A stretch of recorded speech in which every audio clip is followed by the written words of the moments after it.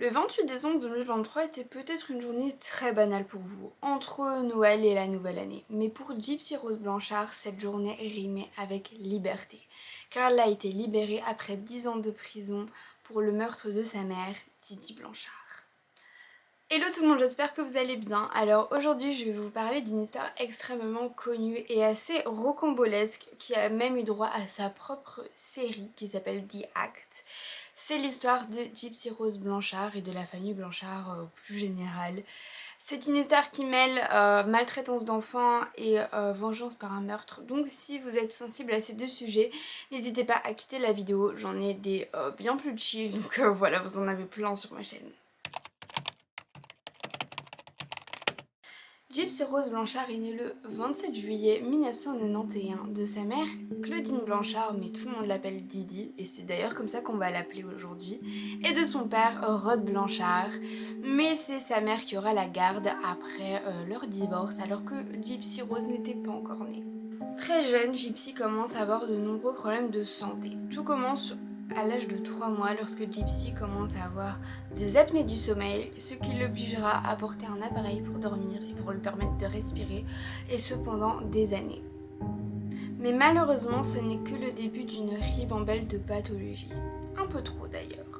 Problèmes d'audition, problèmes de vue, problèmes de digestion, ce qui lui obligera d'ailleurs à porter pendant des années un tube relié à l'estomac pour lui permettre de se nourrir et de prendre ses nombreux médicaments. Anémie, hypoventilation, asthme, retard mental, incontinence, maladie pulmonaire, un nombre incalculable d'allergies et même une leucémie qu'elle guérira après un long combat. Sa santé extrêmement fragile attirait la sympathie de tout le village.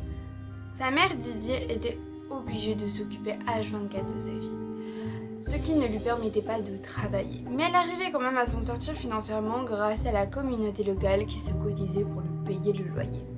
Gypsy et sa mère étaient également invitées à de nombreux événements en rapport avec les nombreuses pathologies de la jeune fille.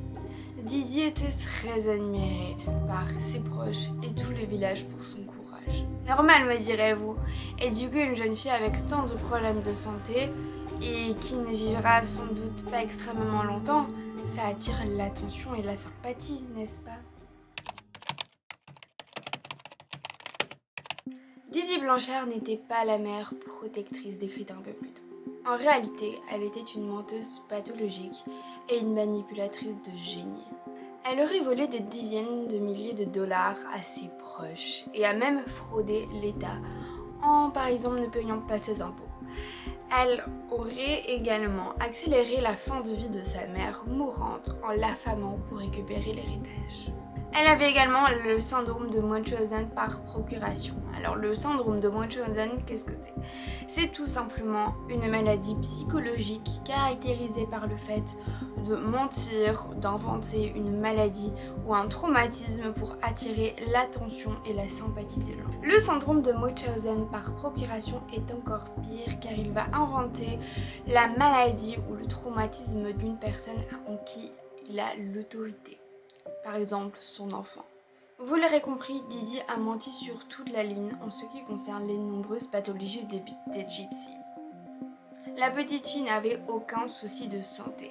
Elle n'avait aucune allergie, elle n'a jamais eu d'épilepsie, jamais eu de leucémie et encore pire, elle savait très bien marcher.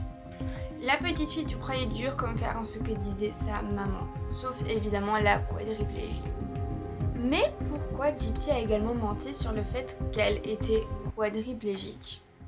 Eh bien, il faut un peu comprendre. Gypsy a grandi avec une mère qui lui disait qu'elle était malade, qui l'obligeait à ne pas marcher, qui l'obligeait à se raser les cheveux, parce qu'en fait, Didi lui disait qu'elle va perdre ses cheveux à cause de sa leucémie, donc elle l'obligeait toutes les semaines à raser ses cheveux. Et elle l'obligeait également à ne pas marcher devant les autres, sinon Gypsy était battue. Elle était également énormément maltraitée physiquement, parce que n'oublions pas que inventer une maladie, c'est une maltraitance psychologique, mais la maltraitance physique était aussi incroyable, puisqu'elle était attachée et frappée de nombreuses fois. Voilà, Gypsy est un peu dans une prison, avec la personne auquel elle serait la meilleure en fait.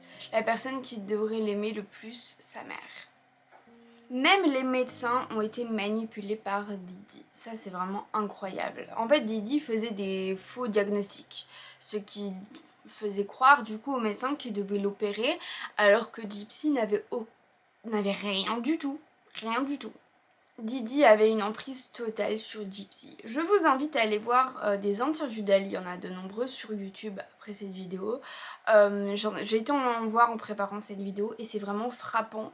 Comme en fait quand elles sont en interview, Gypsy parle des fois, c'est plus Didi qui parle, mais bon Gypsy parle et quand Gypsy parle, Didi tient la main de Gypsy et la serre comme si elle voulait vraiment avoir son emprise et c'est vraiment terrifiant, c'est fou. Mais maintenant on s'en rend compte du coup, mais à l'époque évidemment quand tout le monde voyait ces interviews, parce que évidemment il passait beaucoup dans les médias, et bien personne, enfin tout le monde n'y voyait vraiment que du feu.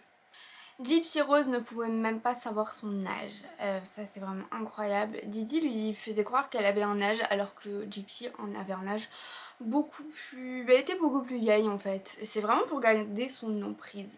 Mais Gypsy Rose a grandi et l'emprise diminue petit à petit, mais vraiment petit à petit. Et on pourrait croire que l'histoire se termine comme ça, que voilà, Gypsy découvre toute la vérité, que... Peut-être, je sais pas moi, elle appelle la police, je sais pas. Mais l'histoire est loin d'être terminée. 2010. Gypsy commence à se rebeller.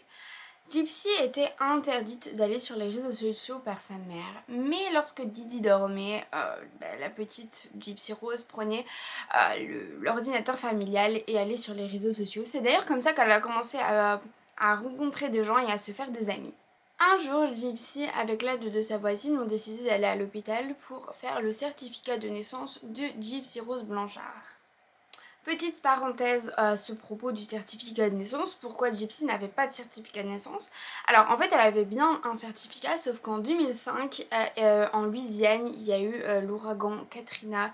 Vraiment l'ouragan a fait beaucoup de morts et a fait énormément de dégâts matériels, notamment la maison des Blanchard qui a été complètement détruite et ils ont énormément perdu de papiers, ce qui a permis en fait à Didi d'entrer vraiment dans son mensonge encore plus, de faire des faux papiers. Et Gypsy n'avait également pas de certificat médical. Sauf que lorsque Gypsy a refait son certificat médical, en fait elle s'est rendue compte que elle n'avait pas 14 ans comme sa mère lui faisait croire, mais elle avait en réalité 18 ans. En 2012, sur Facebook, Gypsy rencontre celui qui va devenir son petit ami, Nicholas Goldjohn. Le 14 juin 2015, un étrange post Facebook est publié sur le compte de Gypsy Rose Blanchard. That bitch is dead. Lorsque les proches ont vu ce post, évidemment, ils étaient extrêmement choqués. Franchement, on se met bien à leur place. Ils suivent le compte Facebook d'une petite fille très malade et là, ils voient cette phrase qui veut vraiment en dire long. Ils ont donc décidé d'appeler sur le portable de Didi Blanchard. Aucune réponse. Ensuite, ils ont appelé la police et avec la police, ils ont été à la maison des Blanchard. Ils sonnent. Toujours aucune réponse.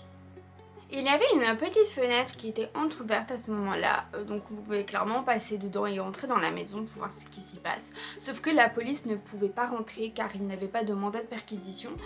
Mais les proches, eux, ils ne sont pas la police, donc ils pouvaient très clairement rentrer. Et c'est ce qu'ils ont fait. Ils sont rentrés, il y a deux personnes, deux proches de la famille Blanchard qui sont rentrés dans la maison pour voir ce qui s'y passe. Lorsqu'ils entrent dans la maison des Blanchard, il y a deux choses qui les frappent. La première, c'est qu'il faisait extrêmement froid pour un mois de juin. La climatisation était à fond. Et la deuxième chose, et c'est vraiment la plus choquante, c'est que Gypsy Rose avait 3 fauteuils roulants. C'était très connu, c'était des fauteuils roulants qui lui ont été offerts. Et en fait, les 3 fauteuils roulants étaient là. Il y avait même les médicaments de Gypsy, il y avait vraiment tout et Gypsy n'était pas là. Le soir même, le corps de Didi Blanchard a été retrouvé dans la maison. Elle avait été poignardée à mort. Gypsy Rose Blanchard est alors portée disparue. Le grand public a très peu d'espoir pour cette petite fille. Voilà une petite fille avec la santé si fragile, elle a sûrement été enlevée, séquestrée ou même peut-être déjà morte. On va sûrement retrouver uniquement son corps, malheureusement. Quelques jours plus tard, l'adresse IP du fameux poste That Bitch is Dead a été retracée et il provient du Wisconsin dans une petite maison et c'était en réalité la maison de Nicholas, le petit ami de Gypsy Rose. Ni une ni deux, les gendarmes s'empressent d'aller dans la maison de Nicholas. Ils pensent forcément que Gypsy est séquestrée ou peut-être même déjà morte, mais en arrivant là-bas, ils vont remarquer que Gypsy va très bien. Elle n'est absolument pas en danger, elle n'a même pas l'air effrayée. Les deux jeunes gens sont alors arrêtés et questionnés par les policiers individuellement. Nicholas avoue directement l'avoir tué Didi. C'est lui qui l'a poignardé, il l'a fait pour Gypsy, c'est d'ailleurs elle qui lui a demandé. Pour Gypsy, après de nombreuses heures de questionnement, d'interrogation, Gypsy a enfin avoué la complicité de meurtre et que c'est effectivement elle qui a demandé à Nicholas de tuer sa mère. Malgré le fait que Nick et Gypsy sont des meurtriers, le grand public les voit plutôt comme des victimes. Faut comprendre, Gypsy Rose, elle a été maltraitée physiquement et psychologiquement par sa mère pendant 18 ans. Et Nick, lui, Nicolas, il est toujours d'ailleurs Asperger, donc il est autiste, et il a également un retard mental.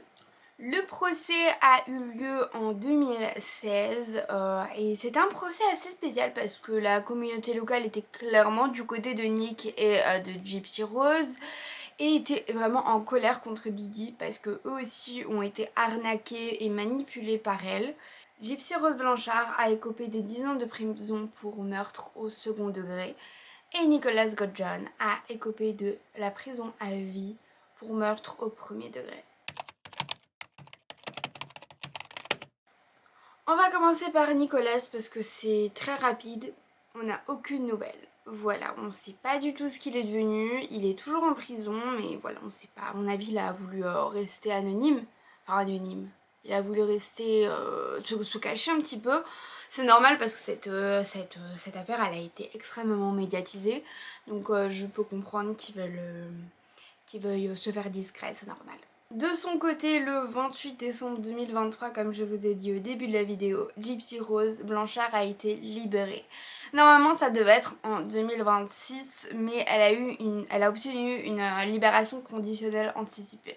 Dans une interview, elle raconte qu'elle se sentait beaucoup mieux en prison qu'avec sa mère. En prison, elle a appris à se maquiller, elle a laissé pousser ses cheveux, et elle avait aussi aucun problème de santé. Enfin, elle en a jamais eu, mais vous comprenez quoi. Elle n'avait plus non plus toutes ces contraintes liées à la maladie. Il faut imaginer que elle a subi des dizaines d'opérations pour rien. C'est vraiment horrible. À une autre interview, Gypsy Rose dit regretter ce qu'elle a fait, mais elle se disait étouffée par sa mère à ce moment-là. En prison, Gypsy Rose a rencontré Ryan Anderson, c'est tout simplement un homme qui lui a écrit en prison et ils sont sortis ensemble et maintenant ils sont là depuis le début et ils filent le parfait amour. Cette vidéo est terminée. Elle était très longue, il y avait vraiment plein de détails dans cette vidéo, enfin dans cette histoire pardon. Donc voilà, je suis très contente de l'avoir fait parce que c'est vraiment une histoire très connue et que je trouve totalement dingue. Il y a vraiment des rebondissements vraiment tout le temps. C'est vraiment fou. Après mon avis c'est très compliqué parce que on peut pas se mettre à la place des gens et même si ce n'est pas bien de tuer des gens, voilà, on peut comprendre que Didi était une mauvaise personne, c'était une mauvaise mère, elle a maltraité sa fille, elle a menti à tout le monde. Donc même si il ne faut pas se faire justice soi-même, même si c'est compliqué à y penser, voilà, moi j'ai beaucoup de compassion pour Gypsy parce qu'elle a vraiment vécu des horreurs avec sa mère. Et voilà, et ces 10 ans de prison, moi je trouve que c'est bien 10 ans. Parce que quand on y pense, il y a des personnes qui tuent des gens pour aucune raison et ils ne prennent même pas 10 ans. Donc voilà, pour moi 10 ans, de son côté c'est juste. Et donc voilà, maintenant elle est libérée, elle est très heureuse. Donc tant mieux pour elle. Voilà les amis, oula. Voilà les amis, cette vidéo est terminée. J'espère qu'elle vous aura plu. Voilà, ça a pris du temps à arriver mais je suis très contente de l'avoir faite.